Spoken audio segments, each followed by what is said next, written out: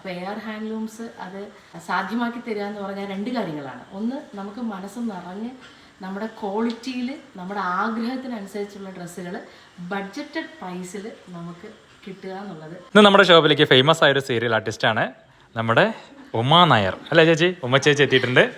നമസ്കാരം ചേച്ചി. ഹലോ, നമസ്കാരം. അപ്പോൾ എത്ര വർഷമായിട്ടാ ചേച്ചി സീരിയല്?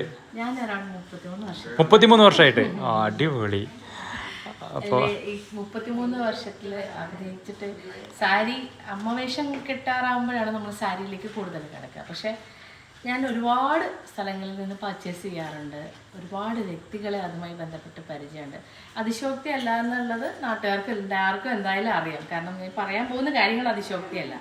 കാരണം ഞാൻ രാജുവിനെ പരിചയപ്പെട്ടിട്ട് എന്താ പറയണേ, ഒരുപാട് പേരിലേക്ക് ഇത് എത്തണം എന്ന് ഞാൻ ആഗ്രഹിച്ചിരുന്നു. പക്ഷെ ഞാൻ ആഗ്രഹിക്കുന്നതിനേക്കാൾ വേഗതയിൽ എയർ ഹാൻഡ്ലൂംസ് ഇങ്ങനെ ഞങ്ങൾ ആർട്ടിസ്റ്റുകളുടെ, അതായത് ഞങ്ങളുടെ ആർട്ടിസ്റ്റുകളുടെ അസറ്റ് എന്ന് പറയുന്നത് ഈ ഡ്രസ്സാണ്. സത്യം പറഞ്ഞു കഴിഞ്ഞാൽ ഡ്രസ്സ് ഓർണമെൻറ്റ്സാണ് ഞങ്ങളുടെ സമ്പാദ്യം. അപ്പോൾ അതിൽ കുറേ കളക്ഷൻസ് അഫോർഡബിളായിട്ട് കിട്ടണം, എങ്കിലും ഞങ്ങൾക്ക് ജീവിക്കാൻ പറ്റുള്ളൂ. അതാണ് അതിൻ്റെ യാഥാർത്ഥ്യം. പുറമേ കാണുമ്പോൾ സീരിയലിൽ നല്ല പകിട്ടായിട്ടൊക്കെ നിൽക്കുമ്പോൾ ഞങ്ങൾക്ക് കിട്ടുന്ന ശമ്പളത്തിൽ നിന്ന് ഇതിനെയും കൂടെ മാനേജ് ചെയ്യാൻ പറ്റുക എന്ന് പറയുന്നത് വലിയൊരു ടാസ്ക്കാണ്.